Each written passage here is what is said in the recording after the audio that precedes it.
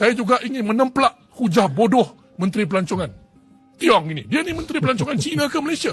Buat apa dia minta maaf di Cina itu? Ya, berkenaan dengan kononnya kita tidak melayani pelancong Cina dengan baik. Tiada prasarana yang memudahkan mereka. Saya baru balik daripada Cina, Beijing dan Shanghai. Mana ada isu kita pergi sana mengemis minta dipermudahkan dalam bahasa Inggeris? Tidak. Kita tahu itu dasar dan undang-undang mereka. Dan pelancong pun datang sini bukan sebab dia nak tengok kita ni lebih Cina daripada dia. Dia nak meraihkan apa yang ada di Malaysia. Bagi saya, hujah yang diberikan oleh Menteri Pelancongan ini adalah alasan remeh, temeh. Pemikiran chauvinis yang sama macam DAP walaupun dia bukan daripada DAP. Inilah orang yang sebenarnya main isu perkauman. Inilah orang yang sebenarnya memecah belahkan perpaduan yang ada di Malaysia. Sebentar ya. Jadi Menteri Pariwisata atau Menteri Pelancongan Malaysia ini adalah dari bangsa Cina.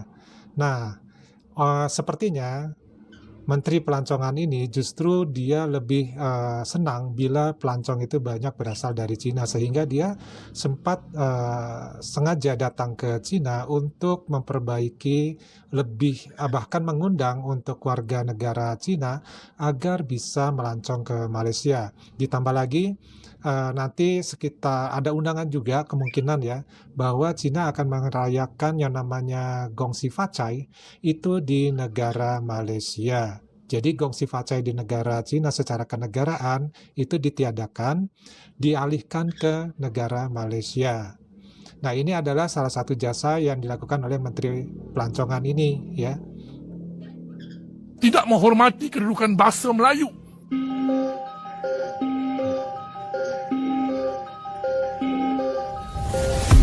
Bila di negara kita Indonesia warga asing masih terbilang wajar, beda halnya dengan negara tetangga kita Malaysia.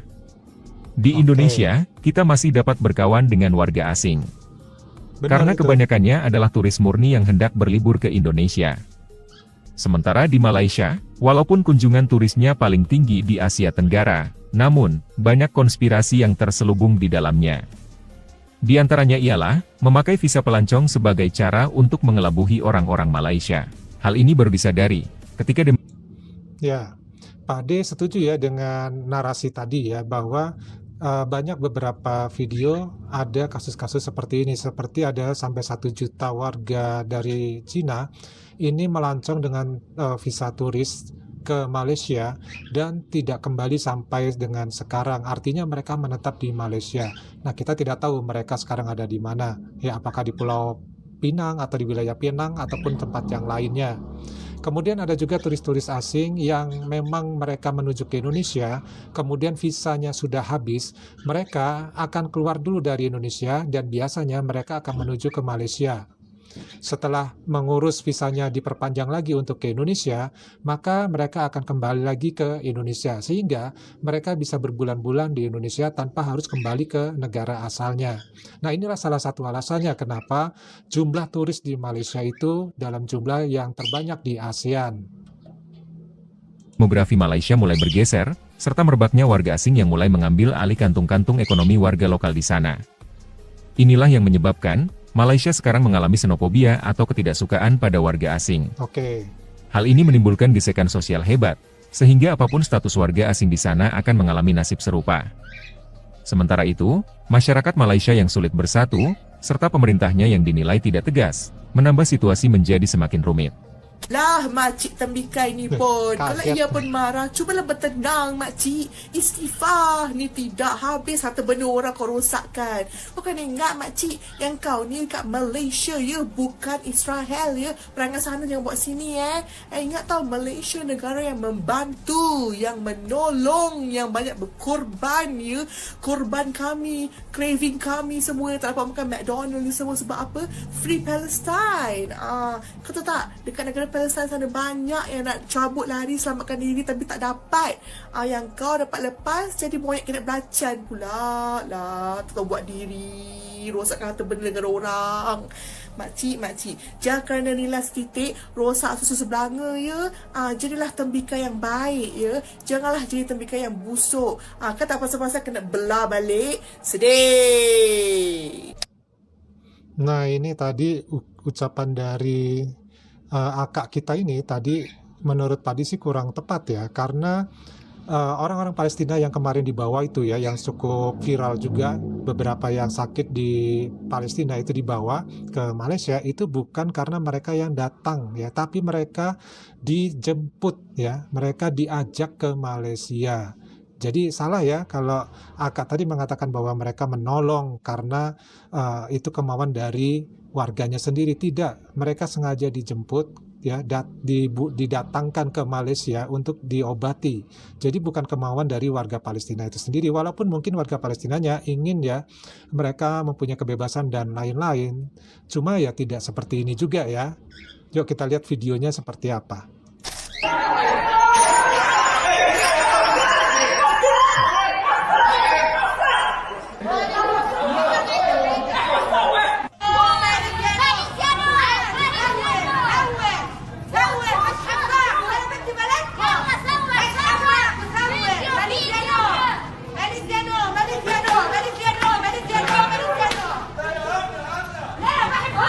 Orang Palestin ni memang kurang. Nah, video ini ya, coba Pade klarifikasi, mereka itu memang marah-marah seperti itu dikarenakan mungkin ya tingkat stres yang cukup tinggi. Karena apa? Karena mereka di negara Malaysia itu tidak boleh keluar dari hotel atau tempat mereka menginap selama perawatan. Jadi mungkin ya karena sudah berhari-hari, mungkin berminggu-minggu, mereka mengalami kepenatan yang jelas seperti itu. Yang kedua adalah mereka sepertinya itu infonya tidak juga bisa menelpon atau menghubungi keluarganya yang ada di Palestina. Nah, jadi sebenarnya kalau mereka diperbolehkan jalan-jalan sebentar di luar dari hotel tersebut, ya tentu mereka tidak akan seperti itu tindakannya ya. Yuk kita lanjut. Hajar tak sedar diuntung. Kita dah bawa datang sini, kita dah rawat dia, kita dah bagi makan. Dia datang sini, dia pecahkan pasu kita. Nah, Dia ini bawa sama aja hara kayak je, Kak tadi nih. kita semua dah boleh start makan McDonald dah. Tapi kita fikir sejenak, saya nak bagi korang fikir. Apa yang korang harapkan dengan orang yang tidak berpendidikan seperti mereka tu, dengan negara kucak-kacir. Dia orang bukan. Sebentar, Akak ini bilang orang Palestina tidak berpendidikan. Jangan salah ya, bukan orang Malaysia saja yang merasa pendidikannya tinggi. Di semua negara itu ada pendidikannya, cuman setiap negara mempunyai cara untuk mendidik. Dan kalau masalah seperti ini, itu masalah adab ya. Itu bukan karena pendidikan dari sekolah, ya itu adalah pendidikan di lingkungan, pendidikan di rumah. Nah, di Malaysia sendiri bagaimana pendidikan adabnya? Nah, banyak kasus ya sampai sekarang ini pun, terutama sepak bola, itu berantem melulu tuh ya supporter Malaysia. Tak pandai tau. Dia orang memang tak ada akses pendidikan. Okey. Apa yang korang harapkan daripada orang-orang macam ni kan? Takkanlah kita nak anggapkan yang perangai macam tu, semua orang Palestin yang kita tolong tu semua perangai macam tu. Tak bolehlah kita anggap macam tu. Betul tak? Macam kita orang Melayu ni, ada yang baik gila punya. Ada yang macam penyamun, muka baik tapi penyamun. Amang-amang tu semua Ya, kan. betul itu. So kita kena fikir sejenak jangan Okey. terlampau over. Apa dah jadi dengan Malaysia ni? Sebelum ini kita dikejutkan dengan berita tentang dua buah kapal tentera laut Cina, Qi Jinjuang dan Jing Kengshan yang berlabuh di Pulau Pinang pada 5 Oktober lepas yang kononnya atas lawatan muhibah selama 3 hari. Dikatakan tujuan lawatan ini adalah untuk memperkukuhkan hubungan diplomatik di antara Malaysia dan China bertepatan dengan ulang tahun ke-50 hubungan kedua-dua buah negara ini. Namun begitu, sambutan yang meriah terhadap kedatangan mereka menimbulkan kegusaran khususnya mengenai soal kedaulatan negara. Terutamanya dengan adanya isu pencerobohan aset China di perairan Malaysia. Lebih mengejutkan lagi, seorang menteri dengan tenangnya mengatakan bahawa tidak timbul soal ancaman kedaulatan. Tidakkah beliau merasakan apa-apa terhadap kebimbangan rakyat ini? Ketika kita semua sedang risau tentang kehadiran kebanjiran warga Cina yang ramai masuk ke Malaysia ini tanpa kepastian bila mereka akan keluar, kini kapal perang pula yang datang. Tambahan pula isu terbaru melibatkan pelajar Malaysia yang mengibarkan bendera Cina. Kita masih tertanya-tanya mengapa mereka sebagai rakyat Malaysia perlu mengibarkan bendera negara lain Sedangkan mereka itu adalah rakyat Malaysia. Dengan pelbagai isu yang timbul, banyak persoalan yang perlu dijawab oleh pihak berwajib. Ini adalah kerana perkara ini melibatkan kedaulatan negara dan mungkin membawa kepada ketegangan kaum di Malaysia. Sikap berdiam diri pihak menteri dan kerajaan terhadap isu ini bakal menimbulkan lebih banyak lagi tanda tanya. Kami, rakyat Malaysia, menuntut penjelasan yang munasabah. Sekiranya benar isu ini melibatkan kedaulatan negara, maka Perdana Menteri perlu bertanggungjawab. Jika beliau tidak mampu menangani dan menyelesaikan isu sebesar ini, langkah yang wajar adalah beliau perlu meletak jawatan. Berkaitan dengan isu 1.2 juta warga China ataupun pelancong China yang tak keluar-keluar ini, perkara ini masih lagi serius dan masih lagi tidak mendapat perhatian menteri kerana menteri tidak menjawab soalan pun berkaitan dengan isu 1.2 juta pelancong China yang tak keluar-keluar sejak 2018 sehingga 2021. Jadi apa yang dijawab oleh menteri pada sidang yang lepas adalah berkaitan dengan pelancong China yang di antara 2021 hingga 2023 yang baru. Mana kita yang baru ni satu bab, tapi kita nak tanya yang lama ni. Kalau betul menteri ini bertanggungjawab, kalau betul lah, dia sepatutnya jawab untuk sidang kali ini. Kalau tidak, kita akan terus-menerus menekan mana pergi pelancong China 1.2 juta pelancong China yang tak keluar-keluar. Kerana kita dah hantar surat. Gabungan NGO, kita telah hantar surat sebanyak 2 kali kepada pihak menteri yang mana menteri tak jawab. Dan saya rasa dah tiba masa kita hantar pula surat kepada SISPA, iaitu Jabatan Aduan Kerajaan yang menguruskan aduan-aduan rakyat, yang mana Jabatan Kerajaan tak mengambil tindakan. Tiada mengambil tindakan. Jadi saya rasa terpaksalah kita menghantar aduan kepada SISPA. Ini sistem untuk aduan Jabatan Kerajaan, yang mana kita nak tulis menteri tidak menjawab surat yang dihantar oleh wakil NGO dan juga rakyat. Kalau tidak, kita hantar memorandum yang lebih besar. Adakah menteri nak kita berkumpul 1,000 orang barulah menteri nak menjawab? Saya tak pasti. Tapi kalau itu yang menteri nak, InsyaAllah kita boleh aturkan mungkin 1,000 atau 2,000 orang, kita turun kat pejabat dia dan kita nak tanya mana pergi 1.2 juta pelancong China. Sebab ada di kalangan penyokong-penyokong menteri bagi tahu kepada saya, ini cerita lama. Kalau cerita lama, ini kerajaan Malaysia, ini negara Malaysia. You dah jadi menteri, you bertindaklah. Kalau betul ada menteri yang lepas-lepas itu ada masalah, tangkaplah. Kenapa sibuk sangat nak tangkap, yang nak sibuk cerita benda lain? Dan sekarang ni isu berkaitan dengan China ni kita dah menjadi-jadi dan dah terbukti pun baru-baru ini 2 hari lepas dekat Teluk Intan dengan benderanya, dengan bukan di Teluk Intan saja, di Johor pun ada, dengan pelbagai isu berkaitan dengan warga China. Baru-baru ni ada ditangkap lebih kurang daripada 10 ke 20 orang warga China yang ditangkap menjadi scammer. Ini perkara-perkara ini dah semakin lama semakin menonjol. Kerana apa? Sesama mereka pun dah tak selesa duduk dalam negara ni. Ada yang nak berniaga. Kita dapat aduan, ada peniaga di kalangan warga China yang datang sini sebenarnya belajar, tapi rupanya berniaga. Pun ada juga, dia rasa selesa. Korang-korangnya di Malaysia ni kita ada orang Cina. Orang Cina Malaysia adalah orang Cina, keluarga kita. Sekarang ni mereka ni adalah warga China. So kita nak mereka jadi pelancong, datanglah 10 juta pun kepada Menteri Pelancongan, datanglah 10 juta pelancong China pun, yang penting keluar daripada negara kita ni, bukan terus duduk.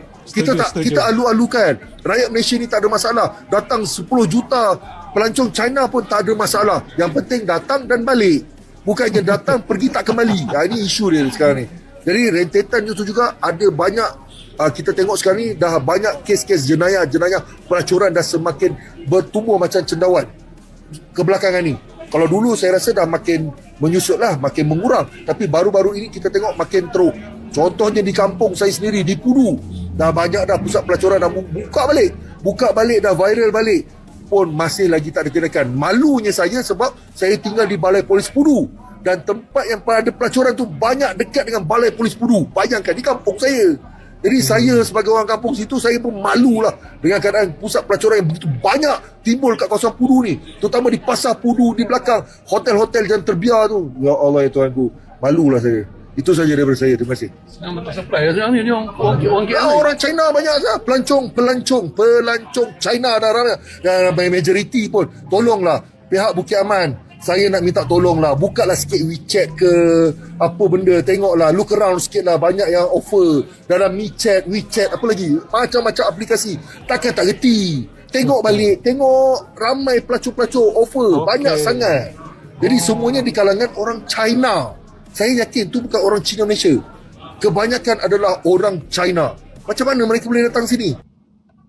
Assalamualaikum warahmatullahi wabarakatuh. Nah, teman-teman, beberapa video tadi itu menggambarkan bagaimana situasi dan kondisinya ketika banyaknya warga asing yang masuk ke dalam Malaysia, baik itu secara legal ataupun secara ilegal. Bahkan yang secara legal pun akhirnya overstay sehingga menjadi warga yang ilegal. Namun faktanya banyak hal ini, terutama warga Cina, ini sulit sekali dilacak, bahkan sampai 1 juta lebih dari tahun 2018 sampai dengan 2024 ini belum diketahui identitasnya atau bagaimana solusi untuk memecahkan masalah ini. Akibat dari hal ini tentu membuat semakin stres berkepanjangan warga Melayu Malaysia di dalam menghadapi banyaknya warga asing yang masuk ke negara Malaysia. Nah, akhirnya mereka memiliki rasa antipati yang cukup besar terhadap warga asing yang masuk ke negara tersebut. Nah, istilah ini sering disebut dengan namanya adalah xenofobia. Nah, xenofobia di Malaysia ini seperti di banyak negara lain juga sebenarnya dapat disebabkan oleh berbagai faktor sosial, ekonomi, politik, dan budaya.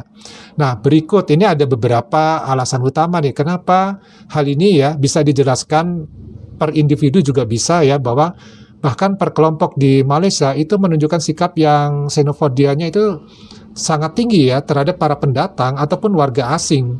Nah, apa yang menyebabkan hal itu terjadi? Di antaranya adalah persaingan secara ekonomi. Nah, ketidakstabilan ekonomi. Beberapa warga Malaysia mungkin merasa bahwa pekerja asing mengambil peluang kerjaan mereka, terutama di sektor-sektor dengan upah yang rendah, seperti konstruksi, manufaktur, dan layanan. Kemudian juga adanya kedatangan dari warga asing ini atau pekerja asing yang bersedia bekerja dengan upah lebih rendah dapat diakibatkan atau dianggap sebagai penyebab penurunan standar upah di Malaysia. Nah, ini ada juga masalah stereotip dan stigma sosial. Jadi warga asing seringkali dijadikan kambing hitam atas berbagai masalah sosial di Malaysia, seperti adanya peningkatan kejahatan atau masalah kesehatan masyarakat. Bahkan media massa dapat memperkuat stereotip negatif tersebut tentang imigran-imigran yang menyoroti berita-berita terkait tindakan kriminal yang melibatkan mereka. Jadi, tindakan-tindakan yang negatif yang dilakukan oleh warga Melayu Malaysia justru itu tidak terdengar beritanya dikarenakan kebanyakan beritanya adalah mengenai warga asing yang melakukan tindakan negatif. Ini yang menyebabkan semakin tidak sukanya warga Malaysia terhadap warga asing. Nah, ada juga yaitu mengenai isu budaya dan identitas nasional. Nah, ketakutan terhadap perubahan budaya ini sangat mencengkram sekali Jadi kehadiran kelompok asing yang besar dapat dianggap sebagai ancaman terhadap identitas budaya atau norma sosial lokal. Hal ini dapat memicu kesalahpahaman dan rasa tidak nyaman di antara warga lokal. Ya jelas saja setiap orang yang masuk ke suatu negara apalagi dalam bentuk kelompok, mereka akan membawa budaya mereka. Mereka akan membawa identitas mereka. Inilah yang kadang menyebabkan menjadi satu hal yang tidak membuat harmonis di negara Malaysia itu sendiri. Nah, ditambah lagi adanya kebijakan dari pemerintah di mana beberapa politisi mungkin memanfaatkan sentimen anti imigran untuk menarik dukungan politik dengan menyalahkan warga asing atas berbagai masalah domestik yang ada di Malaysia. Dan kebijakan yang tidak memadai untuk mendukung integrasi sosial dapat memperburuk ketegangan antara warga lokal maksudnya dengan para pendatang. Nah, masalah lain adalah masalah kependudukan dan infrastruktur. Kota-kota besar seperti Kuala Lumpur ini mengalami tekanan pada infrastruktur akibat masuknya pekerja asing yang dapat menyebabkan warga lokal merasa terpinggirkan. Nah, persaingan untuk mendapatkan akses ke layanan seperti perumahan, kesehatan, kemudian pendidikan juga dapat memicu ketegangan. Karena di sini juga di bagian-bagian ini yaitu perumahan, kesehatan, dan pendidikan ini pun terjadi hal-hal yang namanya semacam ini ketidaksukaan Nah, kemudian juga adanya pengaruh dari global dari yang sifatnya internasional dan juga regional. Ya. Nah, Malaysia ini sering menjadi tujuan bagi para pencari kerja dari negara-negara yang tetangga seperti dari Indonesia, Bangladesh, Filipina, ya, kemudian di Asia Selatan juga. Masuknya para pekerja asing ini dalam jumlah yang besar ini dapat memicu ketegangan di kalangan warga lokal. Nah, konflik di negara-negara seperti adanya di Myanmar, ya, yaitu warga Rohingya, telah meningkatkan juga jumlah pengungsi di Malaysia yang kadang-kadang memicu reaksi negatif dari masyarakat. Dan masalah ini kalau tidak diselesaikan, ini akan menambah stres itu berkepanjangan, ya. Nah, mungkin ada beberapa hal yang bisa menjadi solusi ya untuk masalah seperti ini. Di antaranya adanya pendidikan dan kesadaran, yaitu mengedukasi masyarakat tentang manfaat keragaman dan kontribusi dari imigran. Dan juga adanya kebijakan yang inklusif, yaitu mengembangkan kebijakan yang mendukung integrasi sosial dan ekonomi mendatang, ya, atau ekonomi untuk para pendatang. Dan juga jangan lupa adanya harus penegakan hukum, yaitu mengatasi diskriminasi dan kejahatan kebencian terhadap warga asing. Ditambah adanya peningkat dialog, di mana di sini adalah membangun hubungan antara komunitas yang lokal dengan para pendatang untuk mengurangi kesalahpahaman. Nah, xenofobia sering terjadi, ini merupakan suatu gejala, ya, dari masalah yang lebih besar dalam masyarakat, seperti ketidaksetaraan ekonomi atau ketidakpastian sosial. Jadi yang perlu ditangani adalah hal-hal seperti ini secara komprehensif. Jadi masalah xenofobia ini sendiri bukan timbul itu karena dengan sendirinya. Di balik layarnya ini adalah masalah kesenjangan ekonomi, juga masalah sosial. Nah, mudah-mudahan dari video ini, ya, ini memberikan pelajaran buat kita. Mungkin ada yang bisa diambil ilmu pengetahuan dari video-video ini dan dari penjelasan yang Pak De berikan. Mudah-mudahan ini berguna. Dari Pak De cukup dulu, kita ketemu lagi di video yang lainnya. Wassalamualaikum warahmatullahi wabarakatuh. Salam.